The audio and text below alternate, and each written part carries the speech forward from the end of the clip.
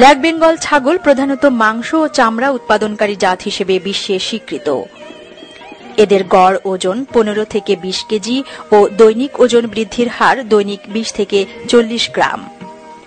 নির্দিষ্ট পদ্ধতিতে ছাগল পালনের মাধ্যমে একজন ভূমিহীন বা প্রান্তিক খামারি বাড়তি আয় করতে পারেন।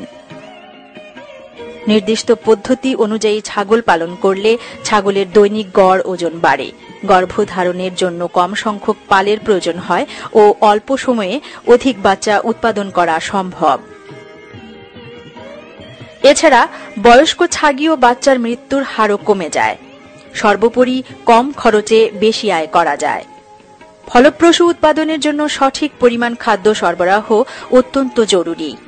ছাগলকে 2 ধরনের খাদ্য সরবরাহ করা উচিত, যেমন আঁশযুক্ত বা আঁশ জাতীয় খাদ্য ও দানাদার খাদ্য। গ্রামাঞ্চলে সাধারণত মুক্তচারণ পদ্ধতির মাধ্যমে ছাগল পালন করা হয়, কাজেই আঁশ জাতীয় খাবার সরবরাহের প্রয়োজন হয় না। কারণ চড়ে খাওয়ার সময় ছাগল তার নিজের পছন্দ ও প্রয়োজন অনুযায়ী আঁশ জাতীয় খাদ্য গ্রহণ করে থাকে। খামারিদেরকে সবসময় আঁশযুক্ত খাবার অবশ্যই সরবরাহ করতে হবে।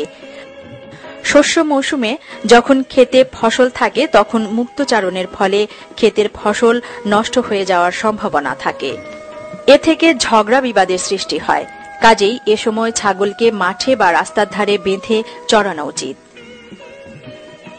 তবে বেঁধে চড়ালে ছাগল প্রয়োজন অনুযায়ী আঁশযুক্ত খাবার পায় না, তাই এ সময় ছাগলকে আঁশযুক্ত খাবার সরবরাহ করতে হবে। বর্ষা মৌসুমে ছাগলকে পুরোপুরি আবদ্ধ অবস্থায় পালন করতে হয়।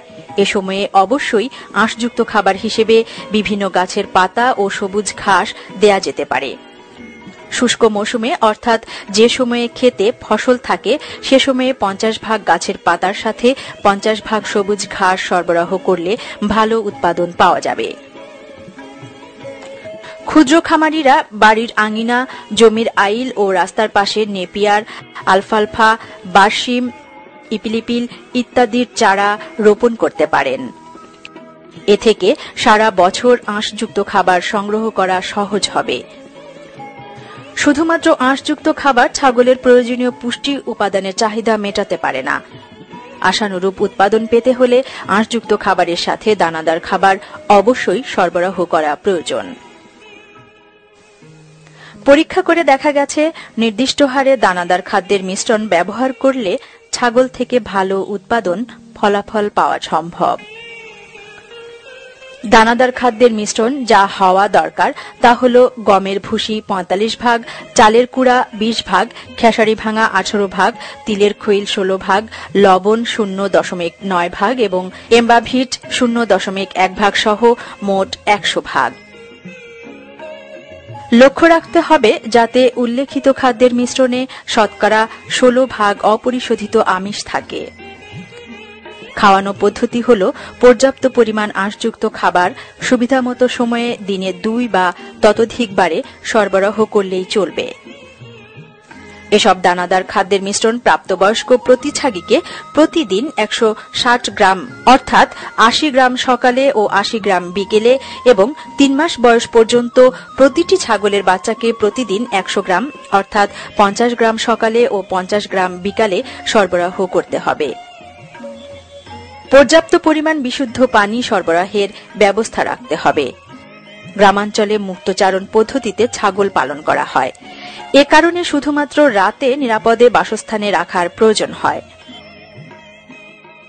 এজন্য সম্পূর্ণ আলাদা স্থানে অথবা শোবার ঘরের একপাশে বা বারান্দায়ও রাখার ব্যবস্থা করা যায়।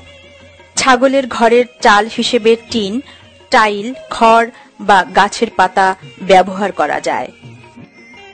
আলাদা ঘর নির্মাণের সময় অবশ্যই উঁচু স্থান যেখানে বৃষ্টির পানি জমে না এবং পর্যাপ্ত আলো বাতাস পাওয়া যায় এমন স্থান নির্বাচন করতে হবে। প্রতিদিন সকালবেলা ছাগলের বাসস্থান পরিষ্কার করতে হবে। বাসস্থানটি যাতে ভেজা ও স্যাঁতসেঁতে না থাকে সেদিকে খেয়াল রাখতে হবে।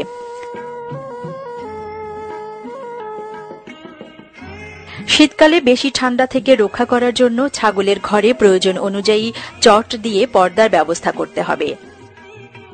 শুকনা জায়গায় ছাগলের বাচ্চা প্রসবের ব্যবস্থা করতে হবে। বাচ্চা প্রসবের কয়েক ঘন্টার মধ্যেই বাচ্চাকে শাল দুধ অর্থাৎ মায়ের ওলান থেকে নিঃসৃত প্রথম দুধ খাওয়াতে হবে, কারণ এতে বাচ্চার রোগ প্রতিরোধ ক্ষমতা বৃদ্ধি পায়। জন্মের পর বাচ্চার নাভি টিংচার আয়োডিন দিয়ে মুছে জীবাণুমুক্ত করতে হবে। মায়ের দুধ পর্যাপ্ত পরিমাণ না হলে কৃত্রিমভাবে দুধ খাওয়ানোর ব্যবস্থা নিতে হবে। প্রথম সপ্তাহ বাচ্চাকে 5 ঘন্টা পর পর খাওয়াতে হবে। পরবর্তী সপ্তাহে দিনে 4 বার খাওয়ালেই চলবে। উল্লেখ্য যে কৃত্রিমভাবে দুধ খাওয়াতে হলে বোতল ও নিপল অবশ্যই পরিষ্কার রাখতে হবে। জন্মের 2 থেকে 3 সপ্তাহ পর হতেই দানাদার ও আঁশযুক্ত খাবার খাওয়ানোর অভ্যাস করাতে হবে। ছাগল নানা ধরনের রোগে আক্রান্ত হতে পারে। এর মধ্যে সবচেয়ে ক্ষতিকারক রোগ হল পিপিআর, গোটপক্স, একথাইমা, নিউমোনিয়া ইত্যাদি। ছাগলকে রোগমুক্ত রাখতে না পারলে ছাগল পালন করে লাভবান হওয়া সম্ভব নয়। পরিষ্কার পরিচ্ছন্নতাই রোগবালাই থেকে মুক্ত রাখার প্রধান উপায়। ছাগলের ঘর নিয়মিত পরিষ্কার পরিচ্ছন্ন করতে হবে। ঘর যাতে ভেজা স্যাঁতসেঁতে না থাকে সেদিকে খেয়াল রাখতে হবে। ছাগলের খাবার ও পানিতে যাতে রোগ জীবাণু না থাকে সেদিকে খেয়াল রাখতে হবে।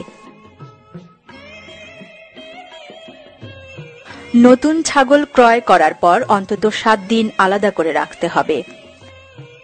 যে সকল রোগের টিকা পাওয়া যায় সে সকল টিকা প্রদান করতে হবে।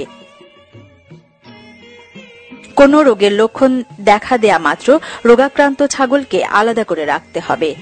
রোগাক্রান্ত ছাগলকে দ্রুত নিকটস্থ পশু চিকিৎসকের কাছে নিয়ে যেতে হবে এবং চিকিৎসা প্রদান করতে হবে। রোগের কারণে মৃত ছাগলগুলোকে মাটিতে পুঁতে অথবা পুড়িয়ে চিকিৎসার চেয়ে নিয়ন্ত্রণ পদ্ধতি অধিক গ্রহণযোগ্য, তাই নিয়মিত টিকা দিতে হবে। বয়স্ক ছাগল ও বাচ্চার কৃমি দমনের জন্য প্রয়োজনীয় পদক্ষেপ গ্রহণ করতে হবে। মনে রাখতে হবে শুধুমাত্র পর্যাপ্ত খাদ্য সরবরাহ ও উন্নত ব্যবস্থাপনার মাধ্যমেই আশানুরূপ উৎপাদন পাওয়া যায় না। কৃমির জন্য উৎপাদন মারাত্মক ব্যাহত হয়। কাজেই নিকটস্থ পশু হাসপাতাল থেকে ছাগলের মল পরীক্ষা করে পশু চিকিৎসকের পরামর্শ অনুযায়ী ছাগলকে নিয়মিত কৃমিনাশক ওষুধ খাওয়াতে হবে। বাংলাদেশের বিভিন্ন অঞ্চলে গবেষণা করে দেখা গেছে যে নির্দিষ্ট পদ্ধতিতে 2, 3 বা 4টি ছাগল পালন করলে বছরে গড়ে যথাক্রমে 3000, 4000 বা 6000 টাকা আয় করা যায়।